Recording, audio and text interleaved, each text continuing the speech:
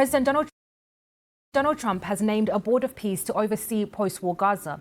Sir Tony Blair, private equity boss Mark Warren, and the US President's son-in-law Jared Kushner will be among its members.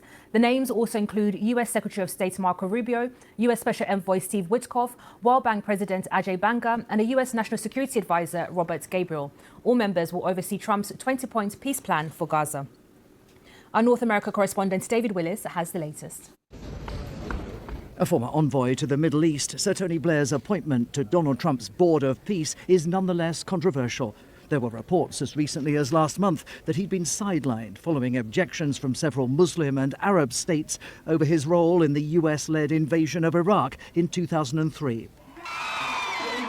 The release of Israeli hostages held by Hamas marked the first phase of Donald Trump's plan to end the conflict in Gaza. Phase 2 involves cementing a fragile ceasefire and rebuilding a territory devastated by more than 2 years of war, overseen by this new Board of Peace. Chaired by Donald Trump, the board's 7 founder members include both the president's son-in-law, Jared Kushner, and his special envoy, Steve Witkoff, who together were credited with brokering the recent ceasefire in Gaza. Other members include the US Secretary of State, Marco Rubio, another of Mr. Trump's trusted aides. On his Truth social media platform, the president called it the greatest and most prestigious board ever assembled at any time. Yet conspicuous by their absence are any Palestinian or Arab names. The White House has said additional appointments will follow. From the ruins that now constitute Gaza, Donald Trump has talked of creating a Riviera-style resort destination. Yet the territory's immediate future remains deeply uncertain. Israel and Hamas have each accused the other of violating the current ceasefire, and Hamas has yet to publicly commit to a full disarmament in Gaza. David Willis, BBC News, Washington. Steven Zunes is the Director of Middle East Studies at the University of San Francisco. He told me what he makes of the newly announced board. Well, it seems that it includes a number of people who aren't exactly considered objective personalities when it comes to Israel-Palestine. We've had Jared Kushner, who has talked openly about ethnically cleansing the territory and because of the valuable resort property. You have Marco Rubio, who is steadfastly opposed to two-state solution, believe all the land belongs to Israel, has even supported the settlements. And of course, Donald Trump himself, who's used that's Palestinian as a pejorative against political opponents and the like.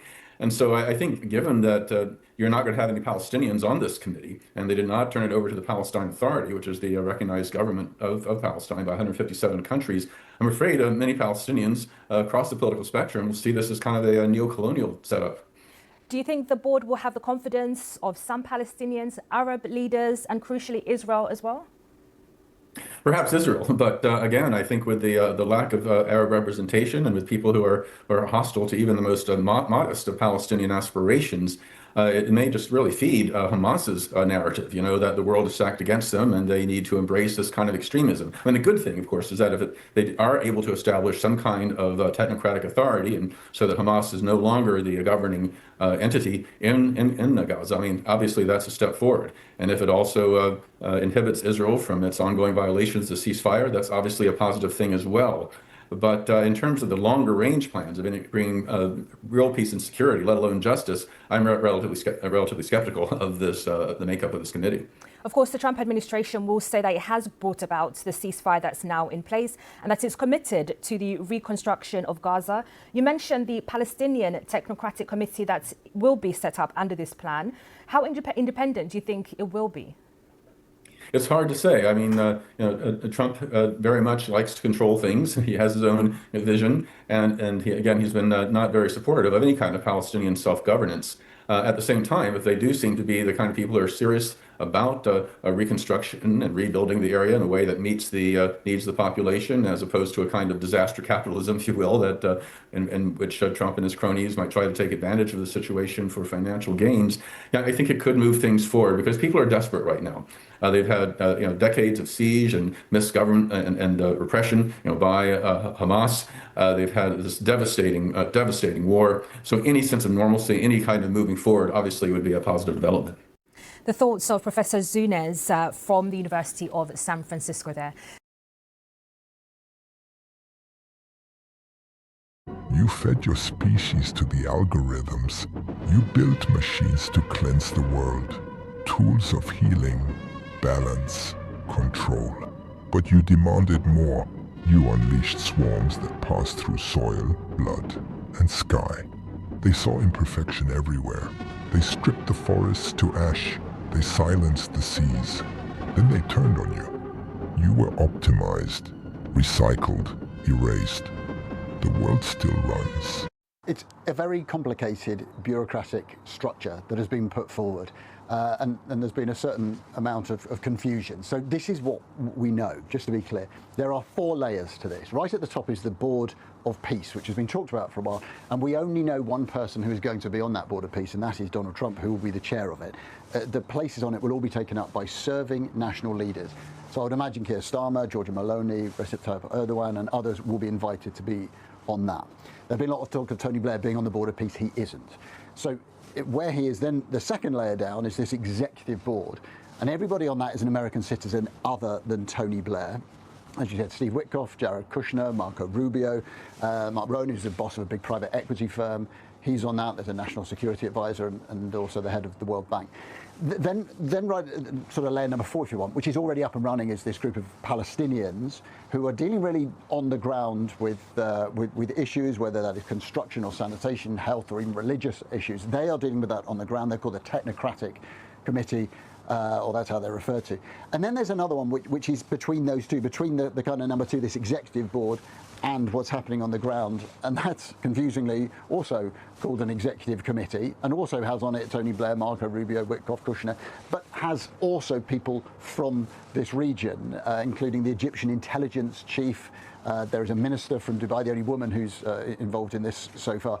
So look, it's a lot of people. There's a lot of power clearly invested in the United States at the top. Now, let me just add a bit more to it. Now you've got a guy called Nikola Mladenov, who's a Bulgarian diplomat, who is going to be the high representative, again dealing on the ground, linking up the Gazans with these executive board. And now we also know that General Jasper Jeffords, an American, of course, will be head of the stabilization force. But we don't know what troops are going to be in that. We don't really know what their mandate is going to be operating on the ground in Gaza. So as so often, we've got a kind of temptingly significant amount of information, but we don't have all the answers. Now, there's been a lot of heat around Tony Blair, around this question of his reputation. And certainly he can be a divisive figure in this region. A lot of people remember his decision to take the UK into the Iraq War. There are others, though, who say, look, the Good Friday Agreement was an extraordinary effort at bringing communities together. He's a man who has spent years here, part of the Quadrant, and within many countries in this region, he has seen to understand the transactional nature that unites some leaders here with the Trump administration. So he can be divisive here, but I would say at the moment there are plenty who are prepared to give him a crack and to stand back and see how will this, what on the one hand seems quite unwieldy structure, how will it work in practice? A lot of people want this to succeed.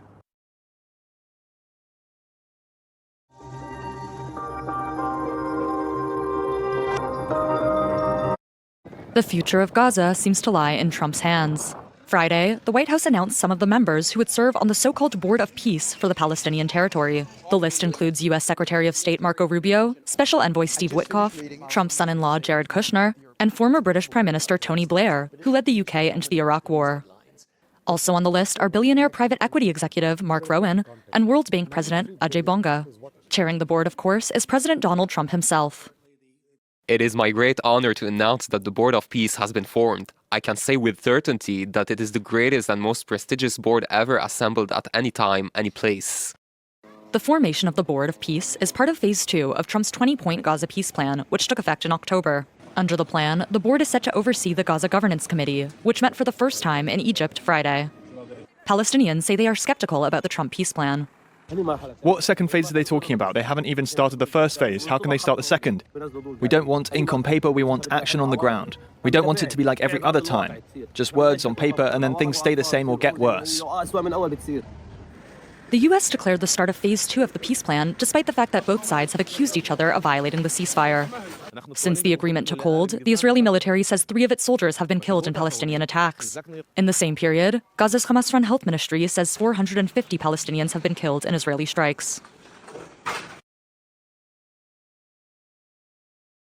Big surprise in Gaza peace talks. Tony Blair and Marco Rubio are now linked to a so-called Board of Peace. Former UK Prime Minister Tony Blair and US Senator Marco Rubio are among the names connected to a proposed Gaza Board of Peace. The board is reportedly aimed at shaping Gaza's future after the war and guiding reconstruction efforts. Supporters say experienced global leaders could help bring long-term stability to the region. Critics, however, question legitimacy and ask who gave these figures the authority to decide Gaza's future. The development has sparked debate across the Middle East and Western capitals. Should foreign leaders have a say in Gaza's future? Drop your opinion, like the video, and follow for real